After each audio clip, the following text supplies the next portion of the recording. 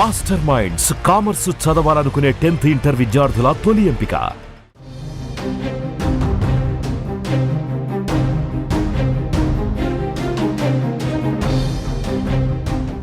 Breaking news. Hyderabad Jeedimetla police station పరిధిలో దారుణ ఘటన చోటు చేసుకుంది. మైనర్ బాలిక 10వ తరగతి చదివేటువంటి ఒక బాలిక ప్రియుడితో కలిసి కన్న తల్లినే హతమార్చినటువంటి ఘటన ఒక్కసారిగా సంచలనంగా మారింది. ఇంకొక దురదృష్టకరమైనటువంటి సంఘటన ఏంటంటే తెలంగాణ సాయుధ పోరాట యోధురాలైనటువంటి చాకలి ఐలమ్మ ముని మనవరాలు యొక్క కూతురు ఈ హత్యకు పాల్పడడం ఇప్పుడు మరింత సంచలనంగా మారింది.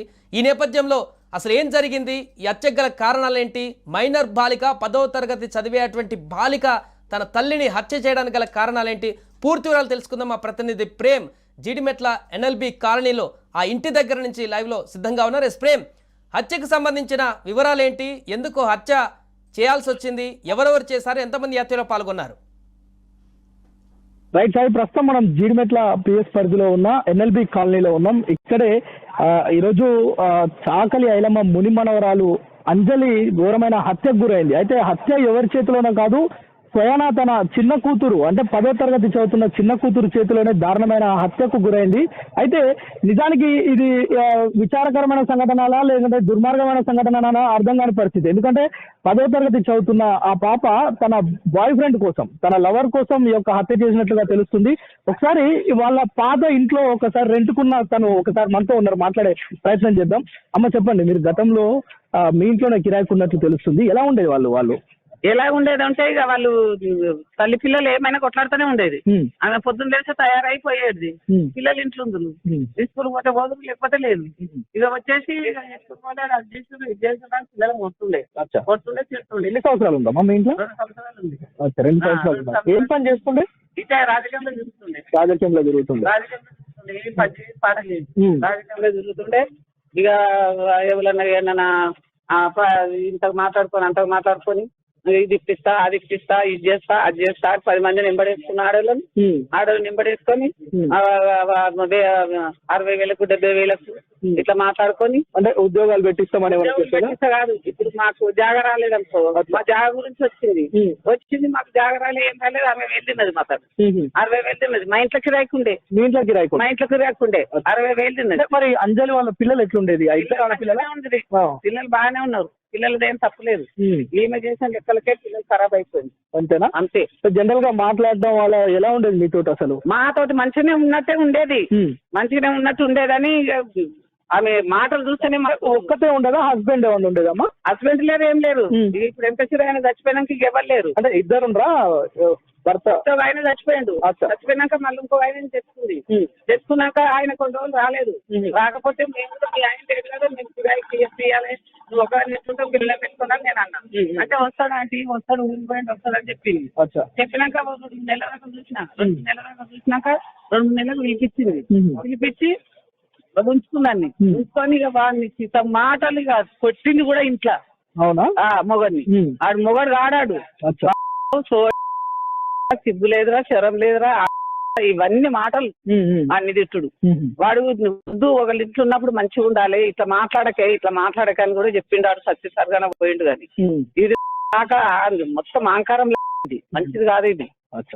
అంటే ఇప్పుడు మీ ఇంట్లో చేసి ఎంతకాలం అవుతుంది? మా ఇంట్లో 2 సంవత్సరాలు అవుతుంది. 2 సంవత్సరాలు మొత్తం కలవతి నాగాలనే ఎన్ని సంవత్సరాలు తిరిగింది. తిరిగి లాస్ట్ కి ఇక్కడ వచ్చింది. నేను అందుకే చూసేస్తాను వచ్చిన.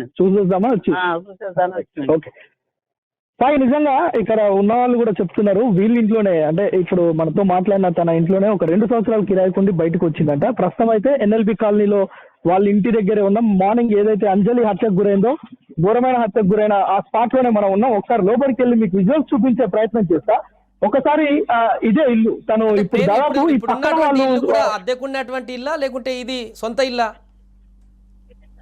ఇది అద్దె ఇల్లే. వీళ్ళు వచ్చి కూడా 3 నెలలే అవుతుందంట. ఈ పక్కన వాళ్ళతో మాట్లాడితే చెప్తున్నారు, వాళ్ళు కేవలం వీళ్ళు వచ్చి 3 నెలలే అవుతుంది. హోలీకి ముందు వచ్చారు, వాళ్ళు వచ్చారు కానీ సైలెంట్ గా ఉంటారు, వాళ్ళ పని వాళ్ళు చేసుకుంటారని చెప్తున్నారు. అయితే గతంలో రెంట్కున్న వాళ్ళు మాత్రం చెప్తున్న పరిస్థితి ఏంటంటే ఒక భర్త చనిపోయిన తర్వాత అంజలి ఇంకొక భర్తతో అంటే ఇంకో రెండో వివాహం చేసుకొని కొంత అనుమానాస్పదంగానే అంటే కొంత డబ్బులు తీసుకొని జాగాలు ఇప్పిస్తాం అట్లాంటివి చెప్పేదంట.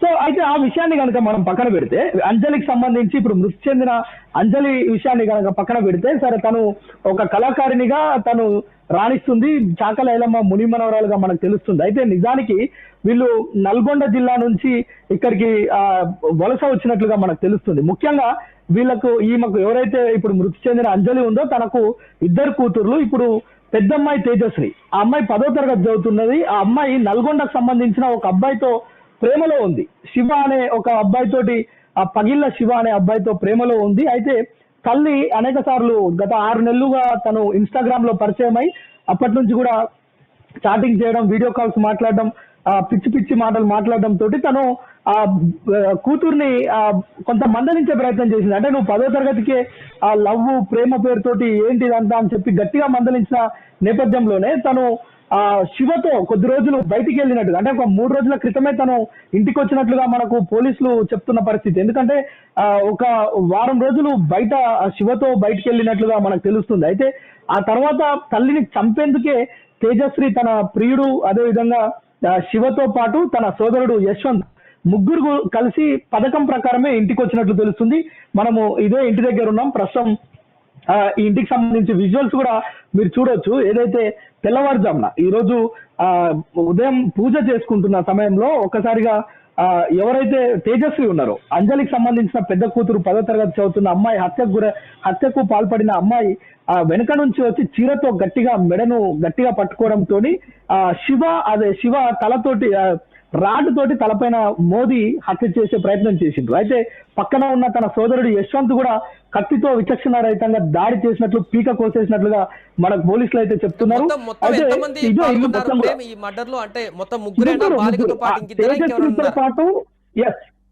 తేజశ్రీతో పాటు 2 అబ్బాయిలు ఎవరైతే శివ ఉన్నాడు, శివతో పాటు బాయ్ ఫ్రెండ్ శివ సోదరుడు యశ్వంత్, ఈ ముగ్గురు కలిసే ఈ యొక్క ఘాతుకానికి పాల్పడ్డారు. నిజానికి శివ కూడా ఏదో డీజే ఆపరేటర్ గా నల్గొండలో పనిచేస్తున్నట్లుగా మనకు తెలుస్తుంది. తన సోదరుడు ఇంకా చిన్నోడు, వాడికే 16 సంవత్సరాలు, అంటే యశ్వంత్ కు 14 సంవత్సరాలు. ఈ ఇద్దరు కూడా ఈ ఇద్దరు కలిసి యశ్వంత్ తోటి ముగ్గురు మైనర్లే ముగ్గురు కలిసి, అంటే దీన్ని ఆవేశం అనాలా, అనాలోచిత విధానం అనాలా, తల్లి అనే ఒక విచక్షణ మర్చి ఒక అబ్బాయి కోసం 10వ తరగతి అమ్మాయి, సరే ఒక మేజర్ అయింది, ఒక ఇంటర్మీడియట్ కంప్లీట్ అయిపోయింది, డిగ్రీ కంప్లీట్ అయిపోయింది, ఉద్యోగం చేస్తుంది అంటే అది వేరు. ఒకవేళ తల్లిని ఒప్పించుకోలేక చేసిందా అసలు ఏదైనా తప్పే. కానీ 10వ తరగతి చదువుతున్న అమ్మాయి ఈ యొక్క మొత్తం పీక కోసే అంత కసి పెంచుకుంది.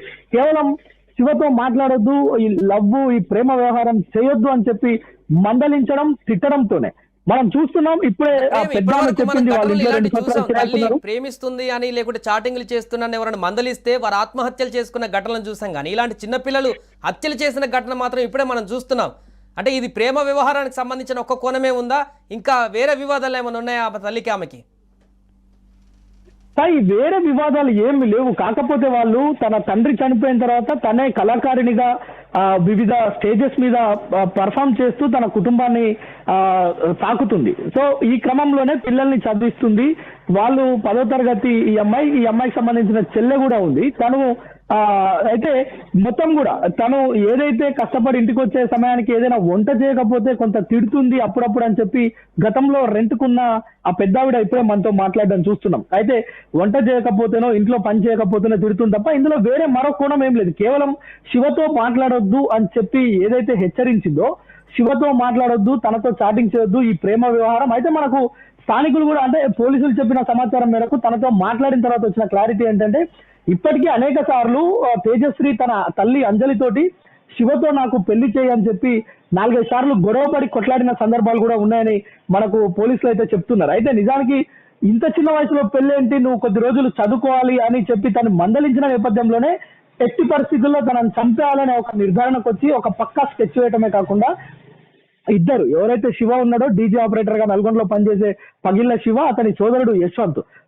ముగ్గురు కలిసి ఒక పథకం ప్రకారమే మళ్ళా ఇంటికి వచ్చింది 2 రోజుల క్రితమే, కేవలం 2 రోజుల క్రితమే ఇంటికి వచ్చి తన తల్లితోటి కొంత సఖ్యతగా ఉన్నట్లుగా ఉంటూ ఈ యొక్క ప్లాన్ అంతా తన దినచర్య మొత్తం స్టడీ చేస్తూ ఏ టైంలో మనకు కరెక్ట్ సమయం దొరుకుతుంది, ఏ టైంలో ఎలా చంపాలి అనే ఒక ప్లాన్ వేసి ఆ ప్లాన్ ప్రకారం తన ఇంట్లో ఉంది.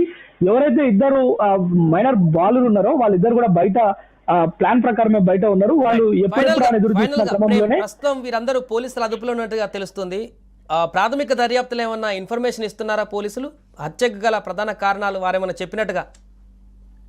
రైట్ సార్, ఇప్పటికే మనకు పోలీసులు చెప్పిన విషయం ఏంటంటే కేవలం ప్రేమ వ్యవహారమే. ఆ అమ్మాయికి సరైన మెచ్యూరిటీ లేకపోవడం, కేవలం ఆ శివ అనే అబ్బాయి మోజులో పడి తనతోటి వివాహం చేసుకోవాలి లేదంటే తనతో కలిసి జాలీగా తిరగాలనే ఒక చిన్న ఆ యొక్క ఆలోచనతోనే తన తల్లి అడ్డొస్తుంది, తన తల్లిని అడ్డు నుంచి తప్పించుకోవాలని చెప్పి కేవలం తనను హత్య చేసినట్లుగా అయితే మనకు పోలీసులు ప్రాథమికంగా సమాచారం అందిస్తున్నారు. తెలుస్తుందని చెప్పి బయట తెలిస్తే పరువు పోతుందని చెప్పి కూడా తన తల్లిని తన చెల్లెని కొంత మ్యానిపులేట్ చేసే ప్రయత్నం చేసింది. ఇంతకేలకు విషయం పోలీసులకు చేయడంతో తన ముగ్గురిని, ఎవరైతే శివ ఉన్నాడో, తేజశ్రీ ఉందో, అదే విధంగా శివ సోదరుడు యశ్వంత్ ఉన్నారు, ఈ ముగ్గురు కూడా మైనర్లే. ఈ ముగ్గురిని కూడా పోలీసులు అదుపులోకి తీసుకొని ప్రస్తుతం అయితే కస్టడీలో విచారణ చేస్తున్నారు. అయితే విచారణలో కీలకమైన విషయాలు ఇంకేమైనా ఉన్నాయా అంటే తను ఎవరైతే చాకలి ఐలమ్మ మునిమనవరాలుగా అంజలి తెలుస్తుంది. సో తను ఉద్యమాలు అదే విధంగా కళాకారిణిగా తను రాణిస్తున్న నేపథ్యంలో వేరే కోణాలు ఏమైనా ఉన్నాయనే ఆ కోణంలో కూడా పోలీసులు విచారణ అయితే చేస్తున్నారు. సాయి, ప్రస్తుతం మనం ఇంటి దగ్గర చూడొచ్చు, ఉదయం డాగ్ స్క్వాడ్ అదే విధంగా పోలీసులు అందరూ కూడా వచ్చి ఇంట్లో ఉన్న ఆ యొక్క డెడ్ బాడీని అయితే తీసుకొని వెళ్ళడం చూస్తున్నాం. ఇక్కడ కూడా మనకు కొన్ని మరకలు కనిపిస్తున్నాయి ఇంకా కూడా బయట. అంటే ఈ పక్క వాళ్లకు సౌండ్ రాకుండా ఎంత పకడ్బందీగా మనం ఇక్కడ హత్య చేసిరు అనేది మాత్రం చాలా స్పష్టంగా కనిపిస్తుంది సాయి. ఇది మొత్తం కూడా రక్తపు మరకలు ఉన్న నేపథ్యంలోనే ఇది మొత్తం కూడా క్లీన్ చేసినట్లుగా మరకలు కూడా. సో అలాగే ఉంది. ప్రస్తుతం అయితే డెడ్ బాడీని స్థానికంగా ఉన్న ఆసుపత్రికి పోస్ట్ మార్టం నిమిత్తం అయితే తరలించారు. అట్ ద సేమ్ టైం దీనిపైన పోలీసులు దర్యాప్తు చేస్తున్నారు. ఈ యొక్క సంఘటనా స్థలానికి ఇప్పటికే డీజీపీ, ఏసీపీతో పాటు పోలీస్ శాఖకు సంబంధించిన డాగ్ స్క్వాడ్, స్లూస్ టీమ్ ఇదంతా కూడా వచ్చినాయి. ఎవరైతే హత్యకు పాల్పడ్డారో వారు ఉపయోగించవచ్చు అవన్నీ కూడా పోలీసులు స్వాధీనం చేసుకున్నారు. మనం ఇదే ఇల్లు పాపం అది చూడవచ్చు, 2 రూమ్లు ఉన్నాయి. ఈ రూమ్ లోనే 2 పిల్లల్ని తను చదివించుకుంటూ జీవనం సాగిస్తుంది. కానీ తన కన్న బిడ్డనే ఒక దరిద్రానికి, ఒక దుర్మార్గానికి ఒడిగడుతుందని ఆ తల్లి ఊహించలేకపోయింది. ఎట్టకేలకు ప్రాణాలు అయితే కోల్పోయింది. ప్రాణాలు కూడా ఘోరంగా తన కూతురే తీరతో తన ముఖాన్ని కప్పేస్తే ప్రియుడు వచ్చి పీక కోసి చంపేసిన ఉదంతం స్థానికులను అయితే కలవరపెడుతుంది. మనం చూడొచ్చు, స్థానికులంతా కూడా భయభ్రాంతులు బయట నుంచి ఇంటిపై నుంచి ఇక్కడ చూస్తున్న పరిస్థితి ఉంది ప్రతి ఒక్కరు కూడా. సో మొత్తానికి ఈ యొక్క ఈ హత్య తర్వాత కొంత ఒక్కసారిగా భయపడ్డట్టుగా తెలుస్తుంది. ఎందుకంటే పక్క వాళ్ళని అడిగితే చెప్తున్నారు కేవలం వాళ్ళు వచ్చి 3 months అవుతుంది, పెద్దగా ఎవరితో మాట్లాడే వాళ్ళు కూడా కాదు, వాళ్ళ పని వాళ్ళు చేసుకునేదని చెప్పేది చెప్తున్నారు. కానీ ఒక్కసారిగా ఎవరైతే 10వ తరగతి చదువుతున్న తేజశ్రీ యొక్క హత్య పాల్పడింది అన్నప్పుడు ఆ ఏరియా అంతా భయాందోళనకు గురైన పరిస్థితి మనకి ఇక్కడ కనిపిస్తుంది Sai. Right, thank you Prem. So మొత్తానికి అది జీడిమెట్ల పిఎస్ పరిధిలో చోటు చేసుకున్నటువంటి ఘటన ఒక్కసారిగా సంచలనంగా మారింది. 10వ తరగతి చదువుతున్నటువంటి ఒక మైనర్ బాలిక, ఎలాంటి మెచ్యూరిటీ లేనటువంటి స్టేజ్లో ఉండేటువంటి బాలిక తన ప్రియుడి కోసం ఆ ఏజ్లో ప్రేమ అనేటువంటి దానికి సంబంధించిన వివరణ కూడా తెలియనటువంటి ఏజ్లో ఒక ప్రేమ మోజులో పడి కన్న తల్లిని అతి కిరాతకంగా హత్య చేసినటువంటి ఘటన, పూర్తిగా 3 మైనర్లు కూడుకొని హత్య చేసినటువంటి ఘటన సంచలనంగా మారింది. వెంటనే అక్కడికి పోలీసులు చేరుకొని దర్యాప్తు కొనసాగిస్తున్నారు. ప్రస్తుతం ఆ బాలికను అదేవిధంగా మిగతా 2 కూడా అదుపులోకి తీసుకున్నట్టుగా తెలుస్తుంది. వారి నుంచి వివరాలు రాబట్టిన తర్వాత మిగతా ప్రొసీడింగ్స్కు మూవ్ అయ్యేటువంటి అవకాశం ఉన్నట్టుగా కనపడుతుంది. సుమన్ టీవీలో మీ పర్సనల్ అండ్ బిజినెస్ ప్రమోషన్స్ కోసం కింది నెంబర్కి కాంటాక్ట్ చేయండి.